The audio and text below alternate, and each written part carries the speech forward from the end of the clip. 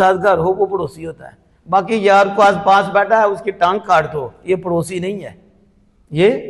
یہ تو امریکہ بیٹھا ہوا ہے، ٹھیک ہے، جو پاس بیٹھا ہے وہ پڑوسی نہیں. تو پڑوسی کون ہے؟ یہ نہیں آپ کے ساتھی جو آپ کے ساتھ بیٹھے ہیں، قریب نہیں ہے آپ کے، اس کا کوئی حق نہیں، کچھ بھی نہیں. اب سمجھے اس چیز کو کہ پڑوس کا لحاظ کیا جاتا ہے، قرب کا لحاظ کیا جاتا ہے. تو اگر قرب کا لحاظ کیا جائے تو اسے پڑھا جاتا ہے وَامْسَحُوا بِرُؤُوسِكُمْ وَأَرْجُلِكُمْ. جبکہ جمہور کیا پڑھتے ہیں؟ وہ پڑھتے ہیں وَامْسَحُوا بِرُؤُوسِكُمْ وَأَرْجُلَكُمْ. انہوں نے قرب کا لحاظ نہیں کیا، انہوں نے بعد کا لحاظ کیا. انہوں نے عطف کیا ہے اس کو کس پہ؟ وجوہکم پہ، چہروں کو دو اور ہاتھوں کو اور پاؤں کو دو. ارجلکم یہ پڑھا کیونکہ اجماع سے یہ ثابت ہے کہ پاؤں کو دھونا ہے، پاؤں کو مسح کرنا نہیں ہے. ہاں ہم ارجلکم بھی پڑھتے ہیں لیکن ہمارا عقیدہ رافضیوں والا نہیں. اللہ کا فضل ہے کہ ارجلکم پڑھ کے ہم یہ کہتے ہیں ہم نے بھی قرب کا لحاظ کیا، عطف قریب پہ پڑھا لیکن لفظ کا اعتبار کیا ہے، معنی کا اعتبار نہیں کیا. سمجھ آ رہی ہے کہ نہیں؟ معنی کا اعتبار کریں گے تو فضیل صاحب کو پوچھو تو یہ با جار کے ذریعے یہ مفعول بن جائے گا غیر صریح امسح کا، جیسے رؤوس بن رہا ہے اپنے سروں کا مسح کرو. تو اگر معنی کا اعتبار کریں گے تو پھر معنی یہ بنے گا اپنے سروں کا بھی کرو، اپنے پاؤں کا بھی کرو. تو ان رافضیوں نے لفظ کا بھی اعتبار کر کے معنی کا بھی اعتبار کیا اور کہا کہ اب جو ہے دھونا نہیں ہے بلکہ کیا کرنا ہے، آپ نے پاؤں کا بھی مسح کرنا ہے. اس لیے ہمارے امام اعظم ابو حنیفہ رضی اللہ تعالی عنہ نے فرمایا کہ اہل سنت کی جو نشانی ہے وہ کیا ہے؟ تفضیل الشیخین، کہ سنی وہ ہوتا ہے جو سیدنا صدیق اکبر اور سیدنا فاروق اعظم کو سب سے بڑا جانے اور بلند و اعلیٰ جانے، افضل مانے. اور کیا ہے؟ دونوں یعنی سیدنا علی، سیدنا عثمان غنی ذی النورین، ان سے محبت کرے اور موضوع پر مسح کرے. کس پہ؟ موضوع پر مسح ہے، پاؤں پر مسح نہیں ہے. اب جب انہوں نے یہ معنی لیا تو اس کو کیا کیا؟ انہوں نے اجماع کے خلاف کیا کہ اس کو کہا کہ پاؤں کا مسح کرنا ہے. اور ہمارے پاس دلیل کیا ہے؟ ہمارے پاس دلیل یہ ہے کہ عطف لفظاً ہوگا، مانن نہیں ہوگا. اگر عطف کریں گے وہ ارجلکم، اور ایک قرات کے مطابق یہ مسح کی صورت میں آئے گا کہ جہاں مسح کرنا ہو تو پھر عطف ڈالو اس کا برؤوس پر. یعنی ایسا وقت بھی آ جاتا ہے کہ مسح کی ضرورت پیش آ جاتی ہے، آتی ہے کہ نہیں؟ تو اس وقت ارجلکم پڑھو کہ اپنے سروں کا بھی اپنے پاؤں کا بھی مسح کرو. یعنی جب حالت ٹھیک ہے، ایسا کوئی مسئلہ نہیں، اس وقت ارجلکم پڑھ کے یہ معنی لینا یہ ناجائز ہے اور اجماع کے خلاف ہے. اب یہاں دیکھو یہ شیعوں کی اور رافضیوں کی علامت ہے. مذہب الروافض وہ کیا کہتے ہیں؟ ان الارجل ممسوحۃ احتجاجا بقراءۃ الخفض. یہ کیا ہے؟ لکنہ باطل بالاجماع. یہ جو مجرور پڑھ کر مسح کو ثابت کرتے ہیں بالاجماع، یہ سوچ ان کی باطل ہے، یہ اجماع سے ٹکراتی ہے. تو یہ میں نے صرف ادھر یہ بات کی. اب یہاں یہ ایک قاعدہ ہے، ایک کلیہ ہے کہ دیکھیں ارجلکم ایک اور ایک ہے مرافق، یہ دونوں ہی جمع ہیں. مرفق کی جمع مرافقہ ہی ہے اور رجل کی جمع ارجل ہی ہے، دونوں جمع ہیں. لیکن اللہ پاک کا انداز دیکھو، پیچھے کیا ہے؟ فَاغْسِلُوا وُجُوهَكُمْ وَأَيْدِيَكُمْ، ایدیکم بھی جمع ہے اِلَى الْمَرَافِقِ. اور جب ادھر آئے وَامْسَحُوا بِرُؤُوسِكُمْ وَأَرْجُلِكُمْ إِلَى الْكَعْبَيْنِ، مرافق جمع اور کعبین تثنیہ. کعبین دونوں کا ذکر، تثنیہ کا ذکر کیا، اور جب ہاتھوں کی بات آئی تو مرافق کا ذکر کیا، جمع کا ذکر کیا. یہ کیوں؟ ادھر بھی تثنیہ ہوتا، دو ہی کونی ہیں کہ چار ہیں؟ تین ہیں، دو ہی ہیں نا. تو جمع کا اطلاق کم از کم تین پہ ہوتا ہے. تو تین تو نہیں ہے ہماری کونیاں، دو ہی ہیں، لیکن مرافق جمع آیا ہے. اور پھر کعبین تو دو ہی ہیں نا، تاخیر تین تو نہیں نا، تو تثنیہ آیا. میں یہ اس لیے آپ کو بتا رہا ہوں، یہ علماء پہ بھونکنے والے یہ 2 دن ہمارے پاس ہی آ کے بیٹھ جائیں، انہیں ہم بتائیں کہ علماء نے کتنی محنت کی ہے. اور یہ ایسے نہیں ہے، یہ اللہ کا فضل ہے، مر کے یہ مقام ملتی ہیں. پھر دن و رات ایک کرنے پڑتے ہیں. بندہ تو یہ جو طلبہ پڑھتے ہیں انہیں پوچھئے، ابھی جو ابھی صرف وہ نہ پڑھے ہیں یہ تھوڑا وصول، انہیں پوچھے کتنا مشکل کام ہے یہ. لیکن یہ اوپر سے پھر اس عبارات کو پڑھنا پھر سمجھانا، یہ اس سے اگلا سبق درجہ ہے، اگلا درجہ ہے۔ اب وہ کیا کہتے ہیں؟ کہتے ہیں سنو قاعدہ کیا ہے؟ کہتے ہیں قاعدہ یہ ہے کہ لِأَنَّ مَا كَانَ وَاحِدًا مِّن وَاحِدٍ فَتَثْنِيَتُهُ بِلَفْظِ الْجَمْعِ وَلِكُلِّ يَدٍ مِرْفَقٌ وَاحِدَةٌ فَلِذَلِكَ جُمِعَ۔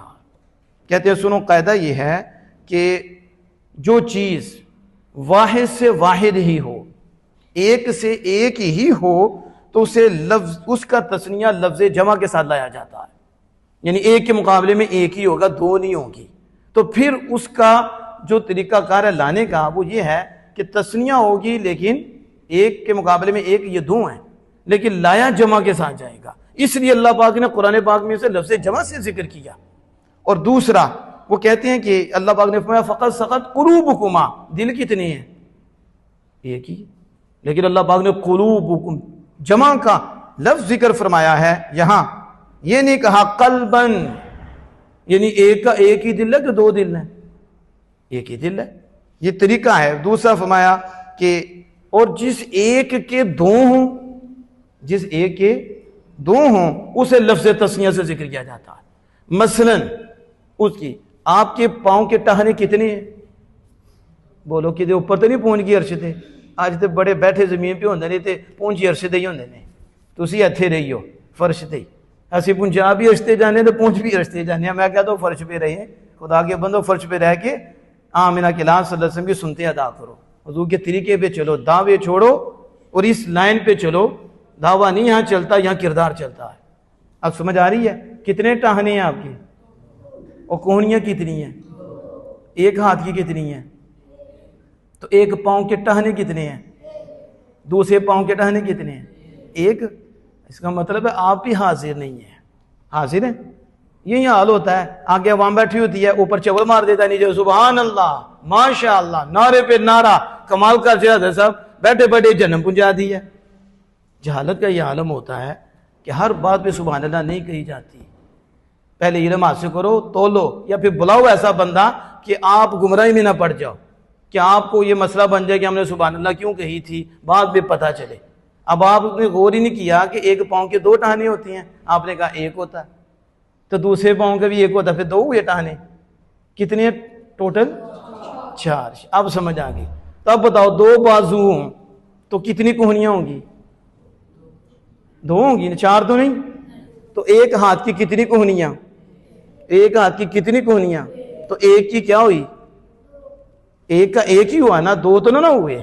ایک ہاتھ کی ایک کوہنی تو ایک ہی ہوا نا، ایک کے مقابلے میں ایک۔ اسی طرح ایک پاؤں کی کتنے ٹہنے ہیں؟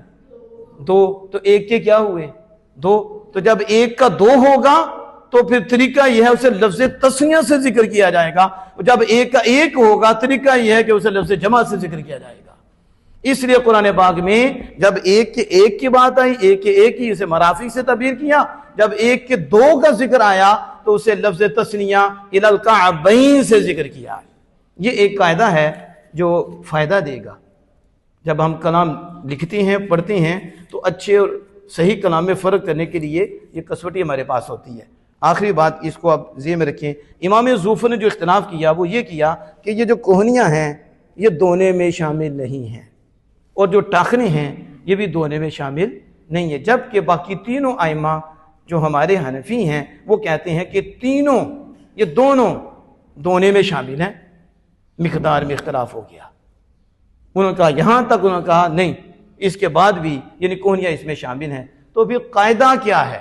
اب اس قاعدے پہ ہم بات کو مکمل کریں گے۔ امام زوفر رحمۃ اللہ علیہ نے کیوں کہا ٹہنے دھونا ضروری نہیں، ٹہنے بھی شامل نہیں دھونے میں اور کوہنیاں بھی شامل نہیں؟ وہ کہتے ہیں اس لیے کہ لِأَنَّ الْغَایَةَ لَا تَدْخُلُ تَحْتَ الْمُغَیَّةِ، غایہ جو ہے یہ مغیہ کے تحت داخل نہیں ہوتی، یعنی اس کو ہم آسان کریں تو یہ بھی ہوتا ہے کہ حد محدود میں داخل نہیں ہوتی، حد محدود سے جدا ہوتی ہے۔ محدود کیا ہے؟ حد بندی ہے۔ حد بندی ایک ہوتی ہے حد، یعنی آخر، کسی چیز کا آخر اسے حد کہتے ہیں۔ محدود وہ جو مقرر کر دیا گیا ہے، ایک چیز مقرر کر دی گئی تو وہ محدود ہے، اور حد کیا ہے؟ چیز کا اینڈ، اسے ہم کیا کہتے ہیں؟ انتہا، اس کو کہتے ہیں حد۔ تو حد محدود میں داخل نہیں ہوتی، کس میں؟ اور انتہا، جس چیز کی انتہا بیان کی گئی ہے اس میں شامل نہیں ہوتی۔ یہ ایک قاعدہ ہے، یہ ایک اصل ہے جس اصل پر اختلاف ہے. امام ظفر رحمۃ اللہ اسی اصل کو لیا اور دلیل دی ثم اتم الصیام الی اللیل. دیکھو اللہ پاک فرماتا ہے روزہ رکھو الی اللیل رات تک. تو کیا رات شامل ہے دن میں؟ کوئی نہیں. یہ تو کیسے ہو گیا وہ اور دن میں تو شامل ہے. کہا یہی تو الہ ہے. الہ سے پہلے محدود ہے, حد مقرر کر دی گئی ہے رات تک, یہ حد مقرر کی گئی ہے. اور اس کے بعد الی اللیل حد ہے, تو حد محدود میں داخل نہیں ہوتی. یہ تو قرآن سے ثابت ہے. اور اس کے اوپر جو ائمہ ہیں علماء اس پہ متفق ہیں کہ رات تک, رات شامل نہیں ہے. روزہ رات تک رکھیں گے تو اس کا مطلب رات ما قبل میں شامل نہیں ہے. تو امام ابو یوسف کہتے ہیں, امام یوسف کہتے ہیں جب یہاں نہیں تو الی المرافق اور الی الکعبین, یہاں بھی تو اللہ جل وعلا نے یہ حد بیان کر دی.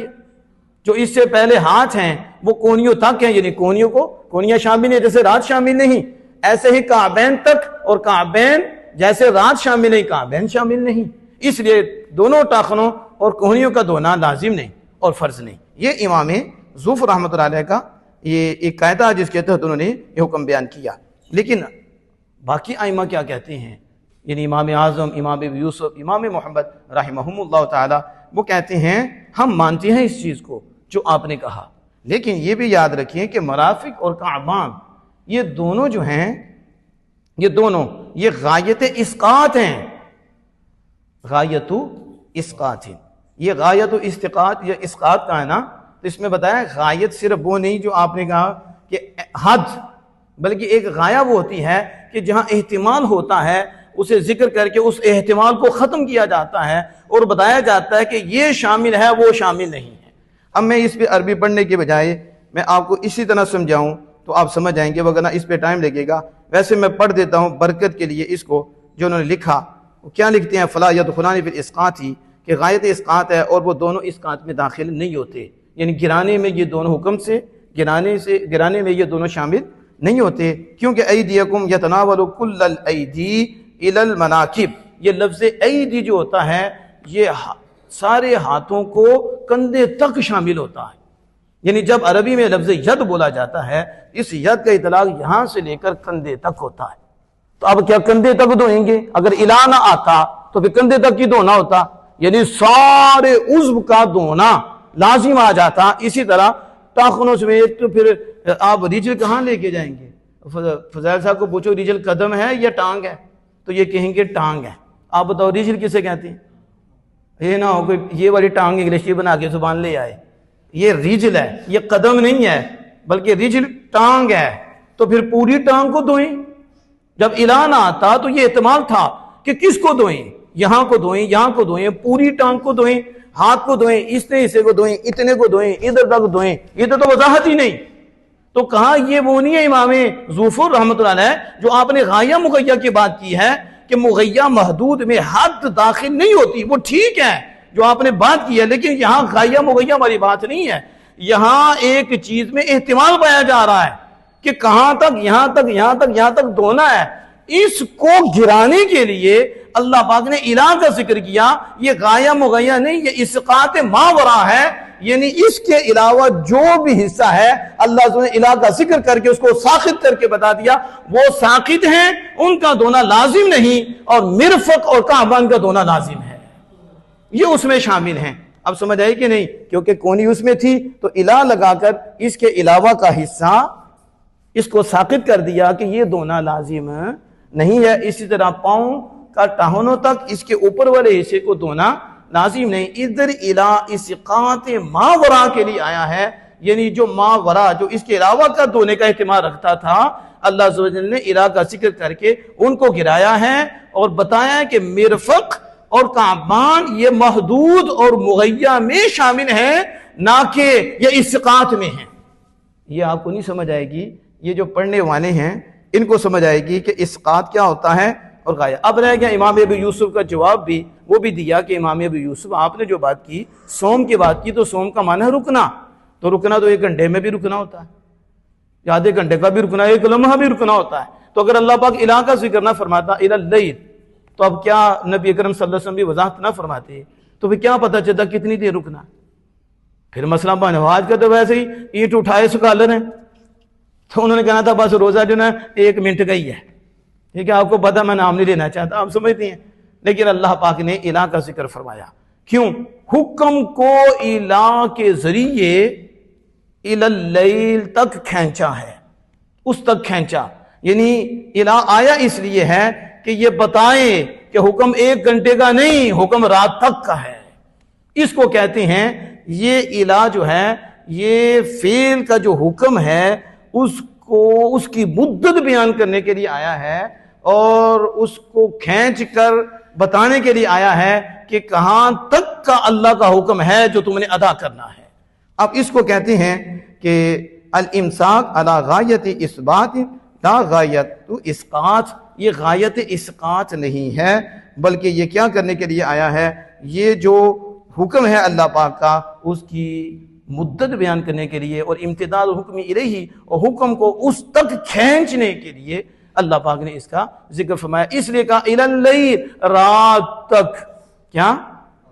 رات تک، یعنی کہ پورا دن ہی، کیا؟ پورا دن۔ اب وہ بھی پیدا ہو گیا جو کہتے ہیں رات بھی، میں نے کہا پھر ٹھیک ہے 5 بجے اعلان ہوگا انا للہ و انا الیہ راجعون، کیونکہ جب رات ہوئی تو ساری رات ہوئی، تو وہ دن بھی، تو پھر کس ٹائم سحری کرے گا، کس ٹائم افطاری کرے گا؟ اب رات سے یہ مراد نہیں کہ مغرب بھی شامل ہو تو عشاء نہ شامل ہو۔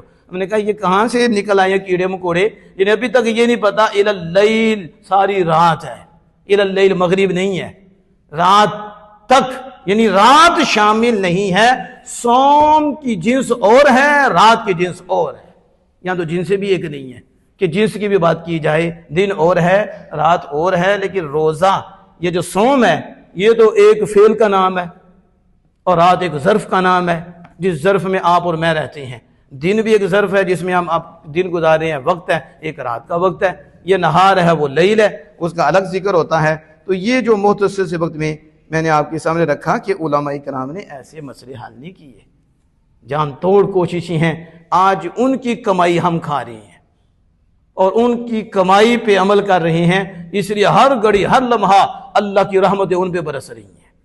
تو آپ بھی ایسے زندگی گزاریں کہ اس انداز سے پڑھا جائے کہ خود بھی بچیں اور دوسروں کو بھی بچائیں، خود بھی عمل کریں اور دوسرے بھی عمل کریں۔ تو سمجھ آ گئی وضو کے کتنے فرض ہیں؟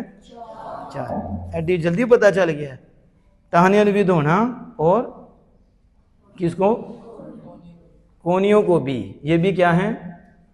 فرض ہیں، جو بھی اتنی جلدی سمجھ آئے۔ آپ کو تو ملائی دی ہے انہوں نے، محنت تو انہوں نے کی ہے، آپ کو ملائی دے دی ہے، اعلیٰ حضرت نے عطر بنا کر آپ کو دے دیا، لو امام صاحب نے عطر بنا کے دے دیا، یہ لو یہ ہے، خود لگ دے تو پھر کوئی کام نہ کرتے، بس اسی میں رہتے، اسی میں زندگی گزر جاتی۔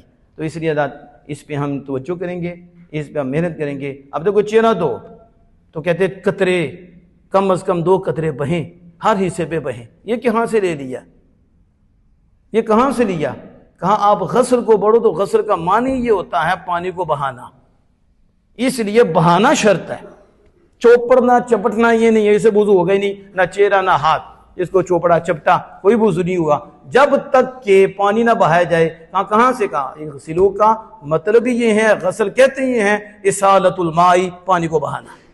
تو یہ محنتیں ہیں جس کی تحت یہ کام کیا گیا۔ اللہ جل وعلا سے دعا ہے کہ ہم سب کو عمل کی توفیق عطا فرمائے۔